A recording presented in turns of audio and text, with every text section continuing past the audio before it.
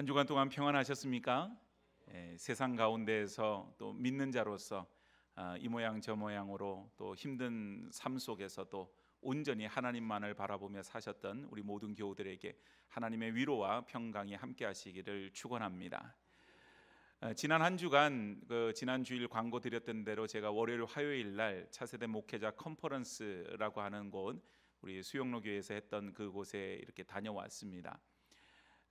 그곳에 이제 가서 보통은 이제 세미나를 통해서 우리 교회는 이런 프로그램을 통해서 이렇게 성장했다 이런 것들을 소개하고 프로그램들을 소개하는 세미나들이 참 많은데 이번 이제 이 컨퍼런스는 그런 어떤 세미나와는 좀 결이 다른 그런 컨퍼런스였어요. 그래서 좀 더 우리 한국 교회의 현실 이런 것들을 데이터를 통해서, 그러니까 통계 자료죠, 그런 것들을 통하여서 분석해보고, 그리고 현재의 어떤 우리 교회의 어떤 상황들이 과거 이제 쭉 그 이제 시간들 속에서 지금 어떻게 되어져 왔고 또 앞으로 어떻게 될 것인가 이런 것들을 예측해보고, 그리고 이제 앞으로 그래서 우리가 목회를 어떻게 해야 될 건가를 한번 고민해 보면서 또 하나님 앞에 기도하는 그런 시간들을 가졌었더랬습니다. 그래서 이번 그 컨퍼런스를 제가 참여하면서 사실은 거기에 앉아 있는 많은 목사님들이 아마도 대단한 충격을 받았을 것 같아요. 왜냐하면 막연하게 우리가 뉴스를 보면 대한민국의 인구가 출산율이 줄어서 자꾸 줄고 있습니다. 뭐 이런 얘기를 하고요. 또 여러분들이 잘 아는 대로 이 부산 지역의 많은 이제 청년들이 이제 수도권으로 다 이렇게 이동해 가는데 그래서 부산의 청년들이 자꾸 빠져나갑니다. 뭐 이런 얘기들을 우리가 뉴스를 통해서 듣거나 또 우리는 잘 알고 있습니다. 그런데 과연 뭐 얼마나 빠져나가고 있고, 그래서 인구가 줄어서 교회는 지금 뭐 어떻게 어떤 상태에 지금 놓여져 있나? 그리고 코로나 때문에 각 교회들마다 그 수가 많이 줄었다 그러는데 지금 도대체 이런 상황들이 데이터를 봤을 때는 어떻게 되고 있나 이런 걸 봤는데요. 그 결과는 대단히 충격적이었어요. 그러니까 인구가 줄고 있다고 하는 거는 맞는데, 그래서 거기에 따라서 우리 이제 교회의 교인 수가 준다, 뭐 이것도 우리가 다 예상하고 아는 바인데, 문제는 뭐냐하면 그런 인구가 주는 속도에 비해서 교회 교인들의 주는 속도가 굉장히 가속화되어 있다라고 하는 사실이고요. 그리고 이제 부산에 있는 인구들이 이제 수도권으로 빠져나가서 준다, 청년들이 준다 이런 얘기는 들었지만 뭐 얼마나 줄고 있나 그거에 대해서는 정확하게 이렇게 뉴스에서 잘 얘기를 못했는데, 데이터를 보니까 통계에 그러니까 한 70% 정도의 인구, 청년 인구가 유출이 되어서 수도권으로 유입이 되고 줄고 있더라. 뭐 이런 이제 얘기도 전해 들었습니다. 그리고 과거에서부터 이렇게 지금 그렇게 가속화되어서 우리 이제 교인들이 줄고 있는데, 그러면 앞으로 2030년이나 50년이 됐을 때 그 통계 자료에 의해서만은 한국 교회가 어떻게 될 건가 이제 그런 예측을 해보게 될 때는 상당히 그 전망이 어둡고 암울한 그런 전망들을 내놓는 것을 보았습니다. 물론 교회는 주님께서 머리가 되어 주시고 또한 하나님에 의해서 통치되어지는 것이 교회이고 또 우리 성도들인 줄로 합니다. 그렇기 때문에 그 데이터에만 근거해서 우리가 다 판단하고 생각할 수는 없지요. 그러나 지나온 모든 시간들 속에서 그 데이터가 가르쳐 주는 것을 볼 때는 상당히 좀 마음이 무거운 그런 것이었어요. 뭐 그 데이터가 아니라도 여러분 뭐 뉴스를 보면 요즘 살기가 얼마나 좀 팍팍하다라고 하는 것을 우리가 느끼고 있지 않습니까? 소위 장바구니 물가라고 하는 거, 시장 가서 뭘 살라 그래도 이전에 비하면 굉장히 많은 돈을 지출을 해야 되고, 그래서 들어오는 월급은 뻔히 정해져 있고 나가는 지출은 점점 늘어나게 되고, 그러다 보니 이제는 철 따라서 먹는 과일조차도 참 마음껏 먹을 수 없는 그런 지경에 이르렀다. 우리 젊은이들은 어떻습니까? 자기 월급으로는 평생 돈을 모아도 집 사기가 어렵다 그러죠. 그래서 소위 말하면 영끌이라고 하는 말들이 이제 등장을 합니다. 영끌이라고 하는 말이 무슨 말인가요? 영혼까지 끌어모아서, 여러분 뭐 집을 사는데 영혼까지 끌어모아서 살 그런 저거는 아닌 것 같은데, 근데 그만큼 심각한 거예요. 본인들의 능력으로 살 수 있는 뭐가 안 되고 집값은 점점 가파르게 오르게 되니 사람들이 불안해지는 겁니다. 특히 젊은이들이. 그러다가 평생 전세나 월세 그걸 전전하다가 그냥 남들 이렇게 집을 사서 집값은 자꾸 오르고, 그래서 누구는 뭐 몇 억에 샀던 그런 뭐 1, 2억에 샀던 뭐 그런 집들이 또 올라서 그 배 이상, 3배 이상 이렇게 올랐다고 하는데, 나는 집을 못 갈라서 가져서 말 그대로 이제 순간적으로 거지 아닌 거지가 되지 않을까, 뭐 이런 걱정들이 다들 있어요. 그래서 온 마음을 다하여서 대출을 받을 대로 받고 자기의 모든 능력을 다 동원해서 무리해서 집들을 사게 되죠. 그러다가 지금 금리가 올라서 굉장히 지금 곤란한 처지에 놓여져 있는 많은 젊은이들을 보게 되어집니다. 오늘 여러분, 이렇게 세상 살기가 참 어려워요. 참 힘이 듭니다. 그러면 여러분, 우리 교인들은 어때요? 그냥 우리는 그런 어떤 태풍에서 벗어난 소위 말하면 무풍지대에 우리의 삶은 놓여져 있느냐? 그냥 교인들은 삶은 아무렇지도 않고 편안하기만 하고 괜찮으냐? 그러지를 않아요. 우리 모든 교인들의 삶은 똑같이 세상 사람들과 똑같은 그런 어려움들을 겪고 있습니다. 자, 그런 가운데에서 오늘 세상 사람들에게 가장 필요한 것이 뭔가 이러고 봤더니 그들에게 위로라고 하는 것이 필요하더래요. 위로라고 하는 것. 그래서 사람들이 너무 상처받고 너무 힘들고 세상살이 속에서 그러다 보니 조그만한 위로에도 감동을 느끼고 눈물을 흘리는 많은 사람들이 있는 것을 보았습니다. 제가 어떤 동영상을 하나 봤는데 거기에 보니까 이런 모습이 있었어요. 어떤 6살 된 여자 그 꼬마 아이입니다. 6살 난 아이가 아마도 이제 그 촬영을 위해서 연출된 뭐 그런 거긴 하겠지만, 그 아이의 이제 목에는 저 요즘 무선으로 된 그 헤드폰이 이렇게 목에 걸려져 있고요. 그리고 스케치북 한 장을 들고서는 한강 시민공원을 막 돌아다닙니다. 거기에 이제 보니까는 지금 이제 날이 좋았을 때 거기 돗자리를 깔고 앉아 있는 많은 청년들이 있지요. 그런데 무리들마다 이렇게 모여서는 거기서 뭐 음식을 먹기도 하고 담소를 나누고 그러고 있는데, 어떤 여자 청년들을 찾아가요. 그리고는 그 아이가 그 청년 중에 한 그 친구에게 이런 말을 합니다. 언니, 언니가 너무 예뻐서 할 말이 있어요. 내가 그 말을 해도 돼요? 그렇게 얘기하니까 아이고 너무 귀여운 아이고, 그리고 나에게 할 말이 있다고 얘기를 하니까 하라고 얘기를 하지요. 그래서 그 아이가 목에 걸고 있던 무선 헤드폰을 이렇게 주면서 언니 이거를 쓰고 눈을 감고 있으세요. 그리고 조금 있으면 거기서 음악이 나올 텐데 그 음악이 나오면은 눈을 뜨고 저를 보세요. 그렇게 얘기를 해요. 그래서 이 청년이 이제 그 소녀의 그 어린아이의 말을 듣고서는 헤드폰을 쓰고서는, 그리고는 이제 눈을 감고 그러고 있는데 조금 있으니까 이제 음악이 나오기 시작하죠. 그러니까 눈을 떠서 그 아이를 바라봅니다. 그 아이의 손에는 스케치북이 이제 있죠. 그리고는 그 스케치북을 한 장씩 넘길 때에 거기에 이제 하고 싶은 말들이 적혀 있는 거예요. 뭐 무슨 그 드라마나 어떤 뭐 프로에 보면은 그렇게 하면서 사랑 고백하는 그런 청년들도 있는데, 하여튼 이 아이가 그 스케치북을 들고 그 여자 청년에게 할 말을 합니다. 그래서 언니가 너무 예뻐서 이 말을 하고 싶었어요. 그러면서 이제 그 스케치북의 말이 시작되는 거예요. 그리고는 한 장을 또 넘기니까, 그런데 나는 언니가 이 세상에서 행복했으면 좋겠어요. 이렇게 써 있는 거예요. 근데 그걸 말로 하지 않고 스케치북으로 그냥 보여주고 그 아이가 있는데, 그 말을 듣는 순간 이 청년의 눈시울이 빨갛게 되면서 눈물을 뚝뚝뚝뚝 흘리는 거예요. 여러분 어떤 모습일까요? 그게 그만큼 정말 지금 나의 삶이 행복하고는 거리가 좀 멀다고 느껴지게 되고, 정말 내 삶이 힘들고 어려워서 지금 어쩔 줄을 몰라 하는 그런 상황 속에 내가 놓여져 있는데, 이 작은 꼬마 아이가 와서 그 스케치북을 통해서 나는 언니가 행복해졌으면 좋겠어요, 그 말 한마디가 거기에 적혀 있을 때, 그걸 볼 때 그냥 소위 말하면 마음이 무너져 내리는 겁니다. 그래서 그 여자 청년이 울면서 나중에는 이제 그 모든 스케치북에서 말 그대로 이제 뭐 이런저런 얘기가 나오죠. 그리고는 다 끝난 다음에 너무 고마워하면서 그 아이를 안아주면서 이제 인사를 하고, 그리고 정말 나에게 저 아이는 천사가 아닐까 뭐 이런 얘기를 하면서 헤어지는 그런 그 짧은 동영상을 보았습니다. 오늘 여러분, 오늘 세상 속에서 사람들은 이렇게 위로를 찾아요. 누군가 나를 위로해 줬으면 좋겠죠. 오늘 여러분들은 어떻습니까? 우리의 삶이 힘들고 어렵고 정말 삶이 팍팍할 때 우리에게 있어서 우리는 믿음이라고 하는 것을 가지고 하나님 앞에 나와서 매주일마다 예배를 드리고 그러고 살아가요.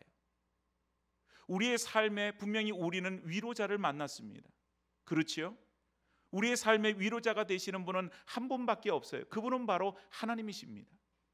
하나님의 위로를, 하나님께서 주시는 우리의 그 상한 심령을 만져주시는 그 치유의 은혜를 우리는 경험하면서 살아가고 있어요. 그래서 여러분, 우리 성도는 이 11월 달을 보내면서 우리에게 있어서 정말 감사의 시간들을 우리가 보내고 그러고 있어야 되는데, 우리는 세상 속에서 지치고 세상 속에서 여러 가지 상황 속에서 우리는 무너져 있고, 그런 가운데 도대체 뭘 감사해야 되는가? 우리에게 감사할 것이 뭐가 있는가? 감사는 자꾸 하라 그러는데 감사할 걸 생각해 보니까 내 마음에 감사보다는 그냥 마음이 힘들고 어려운 것밖에 없는 거예요. 오늘 여러분, 우리가 고백할 수 있는 것은 그거지요. 내 인생의 한 가지 감사의 이유가 되는 것은 그 한 가지밖에 없습니다. 오늘 설교의 제목처럼 감사의 이유는 단 한 가지입니다. 그게 뭔가요? 바로 하나님이십니다. 오늘 우리의 감사의 이유는 하나님으로 인해서 우리가 감사하는 것이죠. 그래서 여러분, 오늘 우리가 말씀을 통하여서 우리는 함께 생각하고 나누어 봅니다. 데살로니가전서 5장 18절 말씀을 보면 범사에 감사하라, 이것이 그리스도 예수 안에서 너희를 향한 하나님의 뜻이니라. 하나님께서 우리에게 감사를 하도록 그렇게 요청하고 있으세요. 그런데 우리의 마음은 감사의 마음보다는 삶의 어려움으로 꽉 차 있고 여러 가지 머릿속이 복잡하고 밤에 잠을 자도 뭔가 개운하지가 않고 내일 일을 생각할 때 불안하고 염려 가운데 놓여져 있는 경우가 너무 많다는 거예요. 오늘 말씀을 통하여서 우리의 감사가 회복되어질 수 있기를 축복합니다. 오늘 우리의 삶 속에서 감사의 이유를 찾을 수 있는데 그 감사의 이유는 다른 것이 아닌 하나님 때문이에요. 그것을 오늘 말씀을 통하여서 발견하고, 그래서 오늘 하나님으로 인해서 감사의 고백을 온전히 드릴 수 있는 주의 백성들이 되어지기를 축복합니다. 먼저 첫 번째 우리가 생각하는 것은 우리가 하나님의 존재 자체만으로 감사해야 된다라고 하는 사실이에요. 오늘 여러분 본문 2절과 3절 말씀을 보니까 2절에 이렇게 됩니다. 신들 중에 뛰어난 하나님께 감사하라. 신들 중에 뛰어난 하나님께, 모든 신들 가운데 뛰어난 하나님. 또 3절에 주들 중에서 뛰어난 주께 감사하라. 그렇게 기록하고 있어요. 여러분, 하나님께서는 온 우주 만물을 지으셨을 뿐만 아니라 그 온 우주 만물을 한치의 착오도 없이 운행하시는 분이십니다. 그래서 2절과 3절 말씀에서 말씀하는 것처럼 하나님은 다른 신과는 비교 불가해요. 다른 신들은 사람의 손으로 만든 것들입니다. 사람의 손으로 만든 신들은 능력이 없어요. 그거는 사람이 손으로 만들었기 때문이에요. 그런데 하나님은 그러지 않아요. 하나님은 4절 말씀에 보면 온갖 기이한 일을 행하신 분이세요. 하나님은 홀로 이 모든 일을 하십니다. 모든 것들을 창조하신 것도 하나님 혼자 하셨고 모든 것들을 운행하시는 것도 하나님이 하시는 것들이에요. 그래서 사람은 하나님을 측량할 것도, 하나님을 어떻게 이해하는 그런 것들도 그거는 가능하지가 않은 얘기죠. 여러분 생각해 보세요. 우리가 하나님을 인정한다고 해서 하나님이 인정되어지고 하나님을 부인한다고 해서 하나님 부인될 수 있는 분인가? 모세에게 말씀한 것처럼 하나님께서는 나는 스스로 있는 자니라, 모든 것들이 만들어지기 이전부터 계셨던 그 하나님, 그 하나님께서 우리 가운데 계십니다. 그 하나님을 인간은 계속해서 측량하려고 해요. 그래서 하나님과 같이 되려고 하지요. 창세기 11장에 보면 바벨탑을 쌓는 장면이 나오지요. 그 바벨탑을 통하여서 뭘 하기를 원합니까? 하나님과 같이 되기를 원하는 거. 하나님과 같이. 여러분, 서울에도 우리 보면은 롯데타워라고 120몇 층짜리 그런 고층 빌딩이 있지요. 세계적으로도 손가락 안에 드는 그런 빌딩입니다. 또 거기 말고도 그보다 더 높은 빌딩들이 존재합니다. 그러면 여러분, 자꾸 높이 빌딩을 지어서 위로 올라가게 되면 과연 하나님 같이 될 수 있을까요? 그거는 애시당초 불가능한 일이죠. 우리의 생각은 그와 같은 생각인 겁니다. 그런데 불구하고 우리가 하나님을 온전하게 인정하고 있는가? 하나님 내 삶의 주인이심을, 하나님이 우리 가운데 오셔서 우리의 삶을 주관하시는 분이심을 우리가 인정하고 있는가? 때로는 하나님을 찾고 하나님 앞에 기도하고 하나님께 우리가 의뢰하는 일들이 있지만 과연 내 삶의 주인 되어 주심을 우리가 인정하고 있는가? 여러분, 신앙생활을 우리가 하다 보면 그냥 그게 아무렇지도 않게 지나가요. 내가 가지고 있는 생각대로 하나님이 이루어 주시기를 원하고요, 내 뜻대로 하나님께서 해 주시기를 원해요. 그래서 그런 일들이 이루어지게 되면 우리는 그것을 간증이라는 말로 고백하게 되어집니다. 그러나 여러분, 온전한 간증은 뭐예요? 하나님이 주인 되어 주시는 간증 아니겠어요?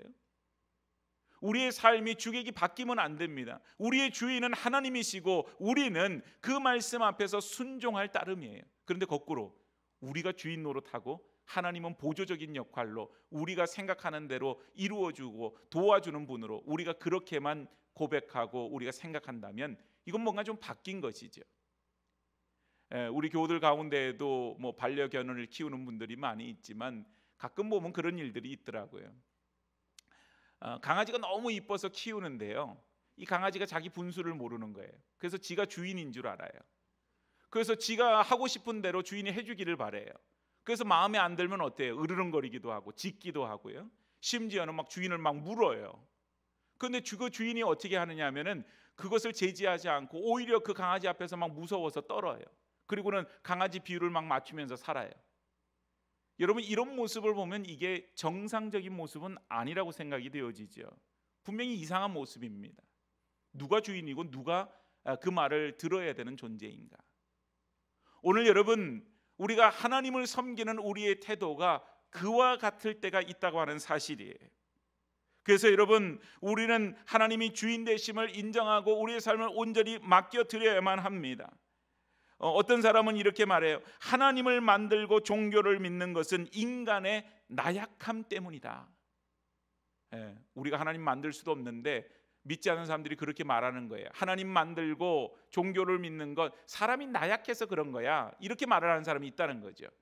헨겔이라고 하는 신학자가 그것에 대해서 벵겔이라고 하는 신학자가 이렇게 말을 했습니다. 하나님을 두려워하는 사람은 하나님이 아닌 것에 대해서는 아무것도 두려워하지 않습니다. 그러나 하나님을 두려워하지 않는 사람은 하나님 이외의 모든 것을 두려워합니다. 상당히 여러분 일리가 있는 말이죠. 하나님을 두려워하지 않는 사람은요, 다른 것을 두려워해요. 그런데 하나님을 두려워하는 사람은 하나님만 두려워하지 다른 거는 겁날 게 없어요. 왜냐하면 다 하나님 안에 속해 있기 때문에 그런 것입니다.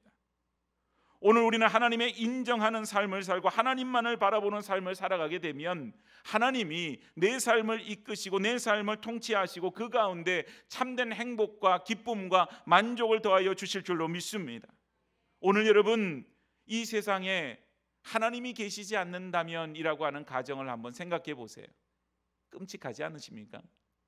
사람들은 그래요. 하나님 계신다면 왜 이 세상에 전쟁이 있고 이렇게 기근이 있고 어려움이 있고 또 그것이 세상뿐만 아니라 내 삶은 왜 이렇게 힘들고 어려운가, 그렇게 말을 하는 경우들도 있지요.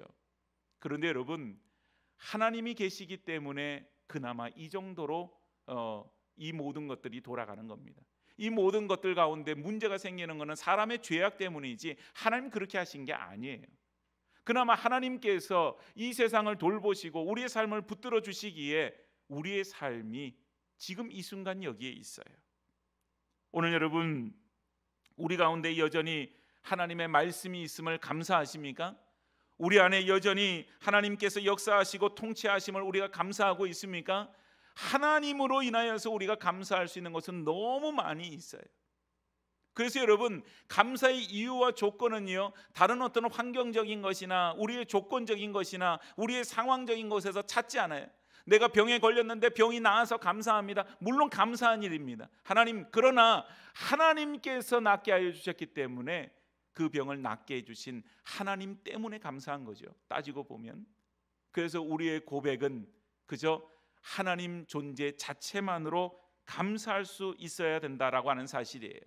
때로는 하나님에 대해서 굉장히 좀 부정적인 생각을 가진 사람들은 이렇게 생각합니다. 하나님, 왜 자꾸 나를 속박하십니까? 이렇게 하면 안 돼, 저렇게 하면 안 돼, 여기 벗어나면 안 돼. 자꾸 왜 우리를 속박하십니까? 그런 말을 하지요. 우리가 하나님을 섬기는 것은, 하나님이 우리 주인 되어 주시는 것은 속박당하는 게 아니라 오히려 하나님께서 우리에게 기댈 언덕이 되어 주신다고 하는 사실, 여러분 생각해 보신 적이 있나요? 자녀들이 고등학교를 졸업하고 대학을 가기 위해서 타지로 나가게 되면요, 처음에 굉장히 자유로움을 느끼면서 좋아들 해요. 저도 그랬거든요. 저도 보따리 2개 들고 상경에서 공부할 때, 그때 처음에 기숙사 생활 하는데 처음에는 너무 자유로운 거예요. 누가 아침에 깨우기를 해요. 밥을 안 먹고 수업 간다고 뭐라 그러기를 해요. 옷을 뭐 그렇게 입고 나간다고 야단을 치기를 해요. 아무런 통제가 없죠. 그러니까 이제는 해방되었네 그렇게 되는 거예요. 근데 여러분 6개월 지나고 1년 되니까요, 삶의 무게가 막 짓누르는 거예요. 모든 것이 내 결정에 따라서 결과도 그대로 내가 책임져야 되는 거예요. 건강도 내가 챙겨야 되고, 물건을 구입하는 것도 내가 책임져야 되고, 이전에 지지 않아야 될 책임을 다 져야 됩니다. 오늘 하나님을 인정하지 않게 되면 자유롭다고 생각하세요? 아니에요. 모든 결과를 내가 책임지는 삶으로 살아가야 되는 삶의 무거움 뿐이에요, 거기는. 그런데 여러분, 우리 주인 되신 하나님께 맡기면요, 그 인생과 그 결과를 누가 책임져 주십니까? 하나님이 책임져 주세요. 그래서 여러분, 성도는 하나님께 맡겨야 됩니다. 하나님만을 의지해야 됩니다. 하나님 앞에 우리 주인 되어 주심을 우리가 고백하며 그 하나님 앞에서 살아가야 됩니다 라고 얘기하는 것은 속박이 아니에요. 그 삶을 살아갈 때 내 짐이 가벼워지는 것입니다. 오늘 사랑하는 여러분, 사람들이 이 세상 속에서 힘들어하는 것, 삶의 무게 때문이지. 오늘 성도들이 그 무거운 짐을 지고 똑같이 끙끙거리면서 그 짐을 어찌할 바를 몰라서 여기다 내려놓지도 못하고 들고 있지도 못하고 진퇴양난의 그런 직면에서 그렇게 놓여져 있을 때, 삶의 무게로 인해서 감사가 달아나 버리고 우리의 삶에는 그냥 힘듦밖에 없을 때, 하나님은 말씀하시죠. 수고하고 무거운 짐진 자들아 다 내게로 오라. 내가 너희를 쉬게 하리라. 내 멍에는 쉽고 내 짐은 가볍다 말씀하십니다. 사랑하는 여러분, 하나님이 내 삶의 주인 되심을 다시 한번 고백할 수 있기를 축복합니다. 하나님 때문에 감사하고, 하나님 존재 자체가, 하나님이 내 삶의 주인이 되어주시고 나의 아버지가 되어주시고 내 삶의 주인 되어주심으로 인하여서 우리가 감사의 고백을 드려야 될 줄로 믿습니다. 두 번째는 그 하나님께서 우리를 위해서 일하세요. 하나님께서 우리 주인 되어주시는 거 너무 감사한데 그 하나님이 가만히 있지 않으시고 우리를 위해서 일하시는 거예요. 하나님은 항상 자기 백성을 위해서 일하십니다. 오늘 본문 4절을 보니까 홀로 기이한 일을 행하신다 그러셨는데요, 10절 보니까는 그 이후부터 출애굽하는 여정이 기록이 되어져 있어요. 여러분, 이스라엘 백성들이 애굽, 즉 지금의 이집트라고 하는 나라의 노예로 이렇게 가 있었죠. 그런데 그 모든 백성들이 노예예요. 생각해 보세요, 여러분. 농사를 짓고 공사장에서 그런 험하고 힘든 일을 하는 일들을 다 누가 했겠어요? 노예들이 하는 거예요, 그 당시에는. 그래서 그 노예가 된 이스라엘 백성들의 수가 출애굽했을 때 보니까 백성의 수를 세었는데 남자만 20세에서 50세 되는 남자만 60만 명이 넘었어요. 여러분, 그 나라가 무상으로 그냥 밥만 먹여주면 돼요. 엄청난 노동력을 가지고 있었던 겁니다. 그거는 경제적으로 엄청난 플러스 요인이었어요. 그런데 어느 날 모세가 가서 그 이집트의 왕, 즉 파라오에게 얘기합니다. 이 백성을 데리고 나가야 되겠습니다. 왕이 허락해 줄 리가 만무하죠. 현실적인 문제에서 보면 허락이 불가능한 거예요. 그 사람들 다 나가고 나면 건설 현장에서 힘든 일, 이거 누가 할 거냐? 그리고 농사하고 농사짓고 여러 가지 허드렛 일을 하는 거, 가정에서 일을 하는 거, 그건 누가 할 거냐? 할 사람이 없죠. 애굽 사람들이 해야 되는데 안 하려고 하죠. 그 손해를 왜 보겠습니까? 그래서 거절하고 내보내지 않아요. 하나님 그때 어떻게 하십니까? 10가지 재앙을 통하여서 애굽을 치십니다. 그리고는 출애굽했던 그 결정적인 사건은 유월절 사건, 즉 장자의 죽음을 통하여서 이제는 견딜 수 없는 지경이 되어서 이스라엘 백성들을 출애굽을 시키도록 허락해 주세요. 오늘 여러분, 이 일들이 하나님께서 하시는 일들이죠. 그리고 나서 그들이 맞닥뜨렸던 어려움은 홍해 앞에 세워져 있는 것이에요. 뒤에는 애굽의 특별병거 600성을 동반한 애굽의 군사들이 쫓아옵니다. 앞에는 홍해가 가로막혀 있습니다. 어떻게 해야 되겠어요? 답이 있으세요? 우리는 알고 보니까 답이 있죠. 그런데 답이 없는 거예요. 거기에는 그냥 죽는 거예요, 그 자리에서. 그런데 여러분, 하나님께서 12절 말씀처럼 강한 손과 펴신 팔로 홍해를 가르십니다. 상상이나 하셨겠어요? 상상이나 사람들이 했겠어요? 이 상황 속에서 하나님은 어떻게 하실까? 홍해를 가르세요. 광야 속에서 이스라엘 백성들을 먹이시고 입히십니다. 만나와 메추라기로 먹이십니다. 불기둥 구름기둥으로 지켜주십니다. 여러분, 우리는 답을 알고 보기 때문에 그게 별거 아닌 것처럼 느껴지지만 광야 생활 속에서 내일 일은 남 몰라요 하는 그 삶 속에서 만나가 그들에게 양식이 되어지고 그것이 가나안 땅에 들어가서 그 땅의 소출을 먹을 때까지 이루어지는 그런 역사들을 경험하게 될 때 그냥 놀라운 것이에요.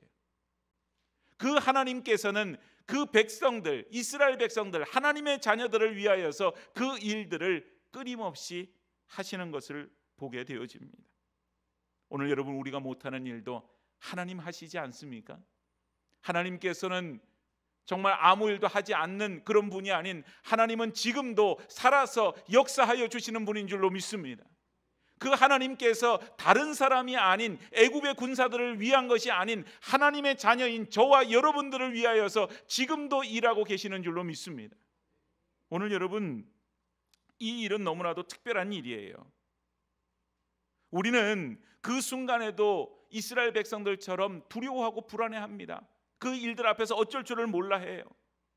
그리고는 하나님이 과연 계시느냐, 하나님 살아계시느냐 의심하기도 해요. 그러나 여러분, 성경을 통해서 증명하지요. 분명히 하나님께서는 살아서 역사하시는 분이셨어요. 홍해를 가르셨어요. 만나와 메추라기로 먹이셨어요. 그들에게서 오늘 찬양대가 찬양한 것처럼 여리고성을 하나님께서 무너뜨렸습니다. 제가 아까 찬양대 올라오기 전에 기도하러 갔다가 그 찬양 듣고 제가 물어봤죠. 여리고성 그래서 누가 무너뜨렸답니까? 누가 무너뜨렸을까요? 여호수아가요? 어떤 분은 또 내가 안 그랬어요. 그렇게 이해하시는 분 있을지 모르겠어요. 오늘 여러분, 하나님께서 하신 거예요. 그 거대한 성이 나팔 소리로 무너져요? 그 성을 돌면서 돈다고 해서 무너져요? 하나님이 하시는 거예요. 사랑하는 여러분, 오늘 우리의 어려움 속에서 우리 가운데 살아서 역사하시는 하나님을 바라볼 수 있는 그 믿음으로 설 수 있기를 축복합니다. 그걸 보지 못하면 우리 안에 감사가 있을 수 없지요. 불안과 원망과 불평 속에 쌓여져 있는 우리의 삶은 그냥 내일 오늘 이 순간에도 무너져 내릴 것 같은 거예요. 소망이 없는 거죠. 하나님이 그 가운데 함께 하심을 볼 때에만 하나님 때문에 소망이 있고, 하나님이 나를 살려주시고 나를 건져주시고 나를 구원해 주시는 그 은혜로 인하여서 내가 하나님 앞에 감사할 수가 있게 되어지는 것이죠. 사람들은 참 보는 눈이 근시한 적이다, 그런 얘기를 합니다. 눈앞에 있는 것만 본다, 이런 얘기죠. 여러분 수 이런 거 좋아하시는지 모르겠는데 뭐 십자수 같은 거 이런 거 놓는 거를 보면요, 참 어떤 분들은 그 수를 놓는데 기가 막혀요. 그 수를 놓은 걸 보면 이게 그림인지 사진인지 모를 정도로 그렇게 정교하게 아주 그냥 너무 잘 놓는 거예요. 그런데 여러분, 사람들은 다 뭐만 봅니까? 그 수 놓은 곳의 앞면만 봐요. 그러니까 거기에 예쁜 어떤 꽃이나 어떤 뭘 이렇게 수 놓은 걸 볼 때 너무 아름답다고, 이걸 어떻게 사람이 이렇게 수를 놓았을까? 그러면 감탄을 하는 거예요. 근데 그 수 놓은 곳의 뒷면을 보면 어떻게 돼 있을까요? 뒷면은 아름답지 않죠. 수를 놓느라고 했던 그 뒷면은 이게 뭐야 싶을 정도로 앞면과는 전혀 다른 그런 모습일 겁니다. 오늘 우리가 보는 것은 항상 앞면밖에 없어요. 하나님이 우리를 위해 일하시는 것을 우리는 보지 못한 채 그 결과만을 놓고 우리는 하나님 앞에 서 있을 때가 많습니다. 하나님, 내 생각대로 이렇게 해주셨군요. 너무 감사합니다. 반대로 내 뜻대로 안 되면 하나님 어떻게 이루실 수가 있습니까? 나를 사랑하시기나 하는 겁니까? 그러고는 원망하고 불평하지요. 사랑하는 여러분, 오늘 하나님이 계시지 않았더라면, 하나님이 그들을 위해서 일하시지 않았더라면 출애굽의 역사는 없었을 겁니다. 광야 생활 속에서 그들은 다 몰살당하고 죽었을 겁니다. 가나안 땅 그들에게 허락되지 않았을 겁니다. 하나님께서 그들 가운데 계셨기에, 그들 가운데 일하셨기에 하나님이 약속의 땅 가나안 땅이 그들 가운데 주어졌고 그들이 출애굽하고 광야 생활을 이어나갈 수 있었던 것처럼, 오늘도 우리 가운데 살아서 역사하시는 하나님이 계시기 때문에 내 삶이 내 눈앞에서는 불안하고 염려가 되고 여러 가지 부족한 것 투성이고 어렵지만 그 하나님이 나를 살리시고 그 하나님으로 인해서 내가 다시 일어날 수 있게 되는 줄로 믿습니다. 사랑하는 여러분, 오늘 하나님이 다른 사람이 아니에요. 나를 위하여서 일하십니다. 나를 위해서 역사하십니다. 내 삶을 붙드시고 내 삶을 통치하시고 내 삶을 이끌어 주시는 것 하나님 한 분, 그 하나님, 살아서 역사하시는 하나님, 그 하나님이 이루시는 일이에요. 오늘 우리는 하나님이 뒷짐지고 있다 이렇게 생각하면 원망과 불평할 것밖에 없지요. 그러나 우리의 눈은 그렇잖아요. 우리의 눈으로 그저 그런 것만 보게 되면 원망과 불평할 것밖에 안 보이는 거예요. 모든 게 다. 여러분, 어떤 분들은 보면요, 아무리 깨끗하게 이렇게 청소를 해놔도 지저분한 것 기가 막히게 골라내는 분들이 있어요. 어디 구석에 먼지 있는 거 이렇게 탁 찍어보면서 이거 청소 누가 했어? 자기의 보이는 것이 자기 마음속에 있는 거죠. 오늘 하나님 앞에서 하나님이 일하시는 것을 보게 되면 우리 마음속에 불평이 자리 잡을 이유가 없습니다. 감사로 충만하게 되어질 줄로 믿습니다. 오늘 우리의 삶 속에 지금 힘들고 어려운 그 삶 속에도 하나님이 나를 붙들어 주셔서 나를 살리시는 하나님, 그 하나님, 나를 위해서 일하시는 하나님, 그 하나님께서 지금 완결로 다 하시지는 않았지만 지금도 나를 위해서 일하고 계시고 지금도 나를 위해서 정말 수고를 아끼시지 아니하시는, 졸지도 아니하시고 주무시지도 아니하시는 그 하나님, 그 하나님으로 인해서 감사할 수 있는 복된 성도들이 되어지기를 축복합니다.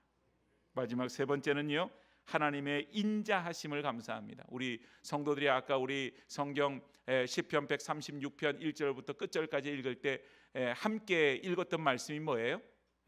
바로 그 인자하심이 영원함이로다. 인자하심이 영원함이로다. 여러분, 인자하심이라고 하는 게 뭐예요? 인자함이라고 하는 것을 그냥 우리가 사람 참 인자하다, 그 사람 참 인자하다 그럴 때는 국어사전을 보면 마음이 어질고 자애로운 것을 인자하다 이렇게 얘기를 해요. 근데 성경 속에서 오늘 본문에 나오는 인자하심은 히브리어 좀 어려운 말로 헤세드라고 하는 말을 쓰는데, 이거는 뭐냐 하면은 하나님의 영원하신 사랑을 말해요. 하나님께서 인간의 인스턴트와 같은 그런 사랑이 아닌 영원하신 사랑, 그 사랑이 영원하다고 하는 것을 고백하고 있는 것을 보게 되어집니다. 그래서 오늘 우리가 살아가는 모습을 가만히 살펴보면 우리에게는 사실은 어떤 DNA가 있나 이렇게 보면요, 원망하고 불평하고 뭐 이런 부정적인 DNA가 우리 가운데 있지요. 그래서 여러분, 아기들을 가만히 보면 그거 우리 발견하는데 엄마 아빠가 그 아기를 위해서 최선을 다하잖아요. 배고플까봐 그냥 수시로 해서 먹을 거를 젖을 먹이고 우유를 타서 먹이고, 그리고는 이 아이 기저귀가 젖었나 어쨌나 그냥 늘 살펴보면서 그냥 조금이라도 젖으면 그걸 갈아주고, 그리고는 추울까봐 또 더울까봐 아주 그냥 노심초사하면서 그렇게 키우는데, 아이가 그냥 1년을 이렇게 쭉 지나면서 늘 엄마 아빠를 향해서 엄마 아빠가 나한테 해준 그 은혜가 너무 좋아서 그냥 빵긋빵긋 웃기만 하나요? 그러지 않죠. 빵긋빵긋 웃을 때도 있지만 그 아이가 조금만 불편하면 어떻게 합니까? 자기의 불편함을 그대로 나타내죠. 조금 배고프면 그거에 대해서 울고 떼쓰고 보채고, 그리고 조금 더 뭔가 하여튼 자기의 어떤 환경이 좋지 않고 불편하면 그걸 또 울고 떼쓰고 불편하고 그래요. 그래서 어떤 아이들은 낮밤이 바뀌기도 하고 그래서 밤새도록 자지 않고 칭얼거리고 울고 보채고 그러니까 어떤 사람이 그래요. 자기가 사랑하고 자기가 낳은 아이인데도 그냥 던져버리고 싶더래요. 얼마나 힘들었으면 그런 생각을 했겠어요. 그런데 여러분, 조금 자라고 나면은 어떻게 그런 마음이 없어지고 좀 좋아질까요? 아니에요. 초등학교를 들어가고 뭐 중학교를 들어가고 대학교를 들어가도 여전히 부모에 대해서 불평하고 원망할 때가 있습니다. 그러면 여러분, 더 커서 성인이 되면요, 그래도 마찬가지예요. 뿌리 속에 있는 우리의 죄성이 우리 가운데 하나님을 기억하고 감사하기보다는 그저 불평하고 원망하는 그런 마음을 우리가 품을 수 있기 때문에 그렇습니다. 그런데 여러분, 우리의 그런 모습을 하나님께서 보고 계시는데, 하나님이 헤세드, 영원하신 사랑을 가지지 않으신 분이라면 우리가 그 하나님 앞에서 어떻게 되겠어요? 아마도 우리는 살아남을 사람이 없을 겁니다. 오늘 여러분, 우리에게 있어서 정말 죄 가운데 살면서도 하나님으로부터 버림받지 않는 것, 또 그것은 하나님께서 우리를 영원한 사랑으로 함께 하시기 때문에 그런 것이죠. 비즈니스를 하는 분들은 플러스 마이너스 계산을 정확하게 해요. 내가 물건을 팔았으면 거기에 합당한 돈을 받아야 되는 게 마땅한 거죠. 그래서 모든 사람들은 주고받는 것, 기브 앤 테이크가 정확합니다. 내가 하나 받았으면 또 내가 주는 것이고, 또 주었으면 받는 것이고, 이런 계산들이 좀 있어요. 물론 한국 사람들은 조금 그런 계산들이 불분명한 부분들이 있죠. 근데 외국 사람들은, 서양 사람들은 특별히 이런 것에 대해서 아주 정확한 것이 있어요. 음식을 시켜서 먹을 때에도 내 음식 시키고 상대방 음식 시켰는데 그거 이렇게 같이 나눠 먹을 때도 내가 하나 줬으면 하나, 또 내가 너 거를 하나 먹었으니 내 거 하나 줄게, 뭐 이런 식으로 딱 그 계산적으로 그렇게 하는 일들이 많지요. 그런데 하나님께서 만일 우리가 그와 같은 계산법으로 우리를 바라보셨더라면 우리가 어떻게 됐을까요? 살아남을 사람이 아무도 없을 겁니다. 하나님은 우리에게 늘 은혜의 단비를 내려주시는 분이세요. 인간의 이기심과 인간의 죄악 때문에 이 세상들이, 모든 자연들이 파괴가 되고 오염되어져 있어요. 우리가 마시는 공기도, 우리가 먹는 물도 이전과는 상상 없을 정도로 오염되어져 있고 오염물질을 지금도 배출하고 있지요. 그런데 여러분, 우리가 배출한 오염물질에 의해서 우리가 그것을 그대로 받는다고 한다면 우리는 지금 아마 살 수 있는 사람이 없을 겁니다. 마실 수 있는 공기도 먹을 물도 우리 가운데 존재하지 않을 거예요. 근데 하나님께서 이 세상에 거대한 필터를 두셨어요. 그래서 그런 오염되는 물질을 걸러서, 물론 지금도 환경이 오염되어서 무슨 산성된 그런 그 산성화된 비도 내리고 여러 가지 공기도 안 좋아지고 여러 가지 그런 측면이 있지만 우리가 배출한 거에 비하면 아무것도 아니라는 거예요. 그거에 오늘 여러분, 하나님의 인자하심, 하나님의 영원한 사랑이 우리를 살리는 줄로 믿습니다. 그 은혜는 조건 없는 은혜요, 그 은혜는 계산되지 않은 은혜요, 그것은 우리에게 일방적으로 주어지시는 그런 하나님의 은혜인 거죠. 무엇보다도 독생자 예수 그리스도를 통하여서 우리를 구원해내신 은혜는 말로 형용할 길이 없어요. 노르웨이 속담에 이런 말이 있습니다. 감사하는 마음에는 악마가 씨앗을 뿌릴 수 없다. 우리의 마음에 감사가 충만하면 사단이 거기에 씨앗을 뿌릴 수가 없어요. 감사의 마음이 자리 잡지 않고 정말 하나님을 기억하지 않을 때는 거기에는 온갖 불평과 원망으로 차게 되어지는 겁니다. 시편 37편 8절 말씀에 분을 그치고 노를 버리며 불평하지 말라, 오히려 악을 만들 뿐이니라. 여러분, 이 말씀을 바꿔놓고 보면요, 악을 만드는 일들이 어떤 일이냐, 분을 내고 노를 표현하고 불평하는 일이 악을 만드는 일이에요. 이런 일들을 통해서 우리가 얻고자 하는 열매가 뭐냐, 없다는 거죠. 거기에는 오히려 나쁜 열매를 맺어요. 감사의 세상적인 이유는 없습니다. 내가 로또 복권 1등에 당첨되었을 때만 감사하는 것도 아니고, 내가 정말 이 세상에서 병원에 갔더니 당신 6개월밖에 못 삽니다, 시한부 선고를 받았다가 은혜로 살아난 것만 감사한 일이 아니고, 우리 집에 아무런 문제가 없고 그냥 좋은 일만 있으니 그것으로 감사하고, 이번에 우리 자녀가 어떻게 잘 되어서 뭐가 어떻게 좋은 일이 생겨서 그것 때문에 감사한 것도 아니고, 우리의 감사의 이유는 한 가지밖에 없어요. 뭡니까? 하나님 때문이에요. 여러분, 이걸 놓쳐버리면요, 우리가 감사하기도 힘들고, 그리고 감사했다가도 다시 불평으로 돌아서기가 쉽습니다. 사랑하는 여러분, 오늘 하나님께서는 우리에게 전부를 내어주셨어요. 독생자 예수 그리스도를 우리에게 주셨어요.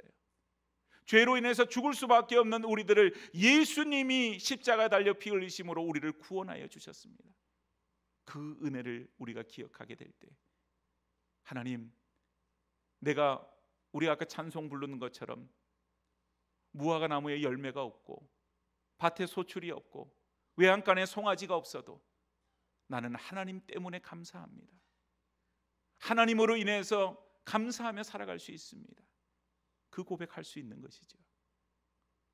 오늘 이 땅에는 많은 사람들은 하나님에 대해서 부인하고 부정하려고 작정한 듯이 그러고 살아요.